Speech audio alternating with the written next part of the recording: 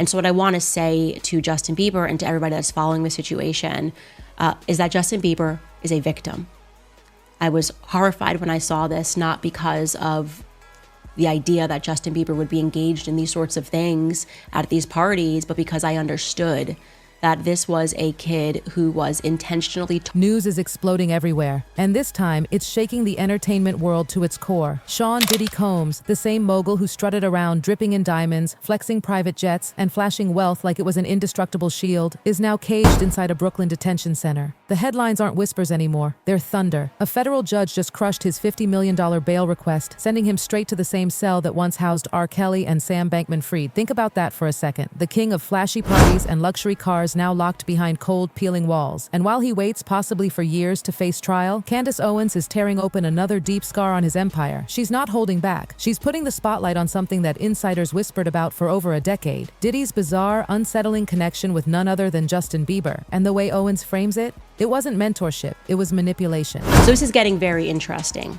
And what has come on the heels of this is people unearthing videos of Justin Bieber at Diddy parties. Now, Justin Bieber was obviously extremely young when he entered the industry, extremely innocent when he entered the industry, an industry that he did not quite understand as a boy who just knew how to sing and play the guitar and just did both of them. And the timing, it's almost like a movie. Federal prosecutors are calling Diddy a man who ran his businesses like a criminal pipeline. Enter Owens with receipts that sting. She plays resurfaced footage that makes your stomach flip. A teenage Justin Bieber, just 15 years old, still baby-faced, stands next to a grinning Diddy. And Diddy? He promises him the keys to a silver Lamborghini. Cameras catch the moment. But here's the thing, they don't show the darker reality. The infamous 48 hours Bieber spent with Diddy behind closed doors. A billionaire in his late 30s, insisting on controlling the every move of a boy who wasn't even old enough to drive. Why? Why was Justin, back then, so starstruck and giddy on his vlog about this weekend? But years later, he completely shut down on the topic. Owens says what those clips have been screaming all along, this wasn't about music, it was about power. And what I sensed from those public emotional breakdowns, and only public obviously because the press was following him, was that he was coming to terms with the fact that he had been engaged in darkness unwillingly. And Justin Bieber probably has a lot of shame about that. He probably feels shame first and foremost as a man. And silence? That silence from Bieber has become the loudest clue of all. People close to him won't touch the subject. Not in interviews, not even in private conversations. One source admitted to a magazine, Justin doesn't really want to talk publicly about his relationship with Diddy, but he may have to. That pause, that hesitation, it's fueling darker suspicions. Did Bieber sign an NDA that chained his voice? Because in this industry, NDAs are like invisible handcuffs. And if Diddy was the empire builder that prosecutors paint him to be, a master of intimidation and leverage, then keeping Bieber gagged would have been essential. You can almost picture the secret documents locked away, ironclad contracts designed to bury memories too toxic to speak aloud, and then there's the talk of the Lamborghini trap. That car wasn't a gift, it was bait. Imagine being 15, dazzled by fame, handed the keys to a dream car, but the price? A leash. A silent leash tying Bieber to obligations he could never explain to his parents or fans. And once that leash tightened, the NDA sealed it forever. Essentially said that Sean Combs led a criminal enterprise for his desires, that he tried to cover up crimes, that he was the leader of this criminal enterprise, and that he committed at least, obviously, at least two that they believe of these elements that are part of the... This is where Owens hits hard. It's not fantasy, it's facts mixed with forbidden whispers. On one hand, you've got a federal indictment spelling out coercion, blackmail, freak-off parties that sound more like organized crime rituals than celebrity gatherings. On the other hand, there's that haunting footage of Bieber, smiling awkwardly beside a man prosecutors now label a predator. It's not Owens inventing drama, she's stitching together the receipts, the silence, and the charges. And suddenly, the mentorship narrative shatters. What's left? A chilling pipeline of exploitation where young stars were baited with gifts, muzzled with contracts, and paraded as trophies in an industry too powerful to question. The flight where Diddy said to her, showed her the video, that he showed her a video of a freak-off that she participated in and said, if you don't participate in another freak-off when we get to New York, I'm gonna put this video out. I'm gonna send it to your mother. And that's coercion. She testified if it's true. to that. If the jury if they believed her, yeah. That's coercion. And it gets uglier. If Bieber got caught in this web, how many others were trapped too? Usher at 14. Those infamous camps at Diddy's mansions that celebrities now recoil from. Whispers of hidden cameras planted in bedrooms, bathrooms, even hallways. Federal prosecutors accuse Diddy of running an empire fueled by blackmail, threats, and violent intimidation. If those hidden reels exist, is Bieber's face among them? We don't know, but Owens forces the question front and center. Every resurfaced clip feels like a breadcrumb. Every refusal to speak feels like an alarm bell. The Lamborghini wasn't freedom. It was a cage. Is going through a number of different reasons. Again, very quick reporting indicates that the judge is citing to the defense attorney's own statements during the case that Sean Combs is a violent person, has had violent personal relationships. But of course, the defense said that doesn't mean he's guilty of racketeering.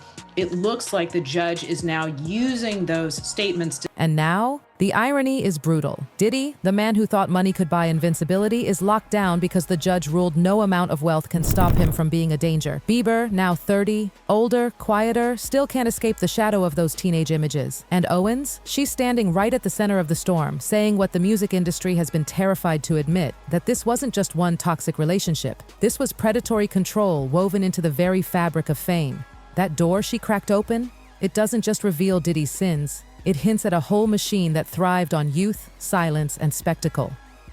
Behind the glittering tours, platinum records, and billion-dollar deals, there's panic. Sources inside labels describe boardrooms buzzing with whispers, executives nervously watching their phones for breaking headlines. Diddy's arrest ripped back the curtain, but the second Justin Bieber's name entered the picture, panic morphed into sheer crisis mode. At least 5 top executives, Owens claims, have been advised to quietly prepare escape plans. Why? Because if Bieber breaks his silence, the domino effect won't just crush Diddy, it'll rattle the entire financial core of the music business. The countdown has begun. Every tick of the clock echoes across glass skyscrapers and luxury boardrooms, waiting for that moment when silence finally breaks. Once worked together a long time ago. They're not friends now. They don't like each other. And yeah, 50 has taken every shot, especially when Diddy has been. The fear running through Hollywood right now, it's not paranoia, it's survival instinct. Court documents are laying it bare. Diddy's empire wasn't music, it was machinery. Investigators stormed his LA and Miami mansions, and what did they find? Stacks of hard drives, computers stuffed with data, and brace yourself, over 1,000 bottles of lubricant. These weren't party houses, they were command centers. Prosecutors are clear, these were headquarters for control, intimidation, and leverage. And now, here's the bombshell that insiders dread. If Justin Bieber's name, face, or even shadow appears on any of those recordings, the fallout will be catastrophic. Imagine the boardrooms, the shareholders, the PR teams, scrambling with contingency plans. What happens if Justin talks? One veteran insider doesn't mince words. Careers implode overnight. And beyond the business side, Owens drags us straight to the human cost, the part that hits you in the gut. Bieber himself has spoken before in his own documentary about those dark years. He admitted starting with weed at just 13, then sliding headfirst into a cocktail of pills, lean, powders, spiraling until bodyguards literally had to check if he was breathing at night. Back then, the media mocked him. Spoiled star can't handle fame. But Owens twists the lens. What if this wasn't about fame at all? What if those addictions were his only way to numb memories he wasn't allowed to talk about? Memories of a teenager trapped in Diddy's circle, silenced by contracts and threats? Suddenly, Bieber's breakdowns aren't about rebellion, they're cries for help. And reframing it that way? It's chilling. The reckless driving arrest, the wild outbursts, the awkward late-night appearances, they don't look like bratty tantrums anymore. They look like the outpouring of someone suffocating under an NDA cage. He couldn't speak, so the pain leaked out through chaos. We all remember him breaking down in interviews, confessing to sadness, emptiness,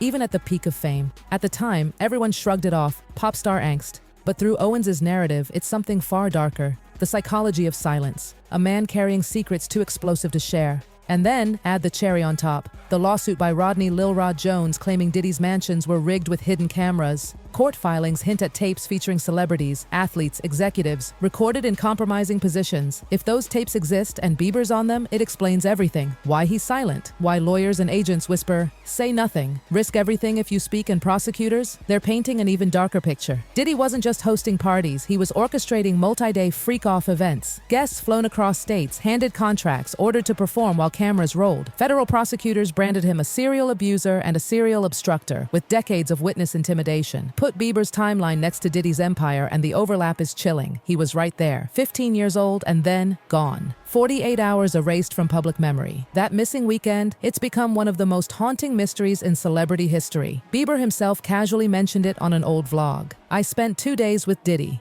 but he never elaborated. No details, no context. At the time, fans thought it was just a cool flex, a kid bragging about proximity to power. But years later, that vagueness feels deliberate, like a curtain pulled tightly over something no one was supposed to see. Industry insiders have whispered about it for years, calling it a black hole in Bieber's early career. 2 days with no handlers, no parents, no promotional obligations? For a teen star, that's unheard of. And when he came back, people noticed. He seemed quieter, different, like he had left something behind that he couldn't ever reclaim. And here's the kicker. Footage around that weekend? Selectively erased. Some clips survive, but many were quietly scrubbed. For a pop star who lived under 24/7 cameras, the idea of 2 days disappearing completely? It doesn't add up. Silence is suspicious. Missing footage is louder than words.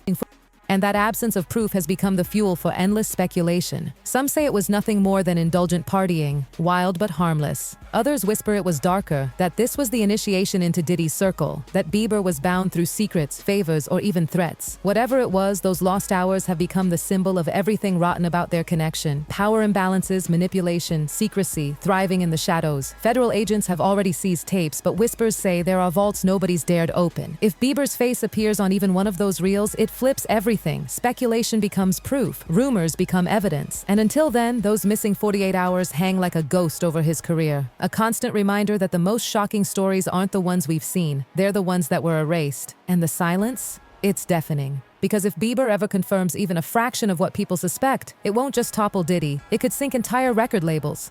Imagine the lawsuits, parents of other young stars demanding answers, catalogs canceled overnight, billions lost in hours. That's why the mood in LA and New York isn't business as usual. It's survival mode. Executives cleaning house, wiping hard drives, shifting positions. They know Bieber's testimony could be the spark that burns it all down. Owens makes us rewatch those old videos with new eyes. The casual arm around Bieber's shoulder, the lavish promises, the smirks about not disclosing where they were. At the time, fans giggled. Now, it's sinister. And Bieber's refusal to speak? That silence is screaming. Because silence sometimes is more revealing than words. And here's where the story zooms out into something even more horrifying. Because this isn't just about one fallen mogul. It's about an entire industry that protected him for decades. Think about it. Hidden contracts tucked away in vaults, hush agreements written in airtight legal jargon, neighbors whispering about buses of minors being dropped off at Diddy's mansions late at night, court documents named celebrities, athletes, executives, but with the names redacted, leaving everyone to speculate. And at the center of all this chaos, Justin Bieber, the face everyone knows, the kid who grew up before our eyes, the one person who could validate everything or keep it locked in limbo forever. Look closer, and even Bieber's own silence feels like a clue. Every public refusal to address Diddy, every awkward dodge in interviews, every tight smile. Each one is its own kind of testimony. Owens reminds us, silence can shout louder than any microphone. So I'll leave you with Owens's challenge. Are you ready for the truth, if it ever comes out? Because when it does, it won't just be headlines, it'll be an earthquake. Drop your thoughts below, because one thing's certain, the story isn't finished, it's only just beginning. Stay sharp, stay questioning, and remember, the silence around Bieber might be the loudest story Hollywood has ever told.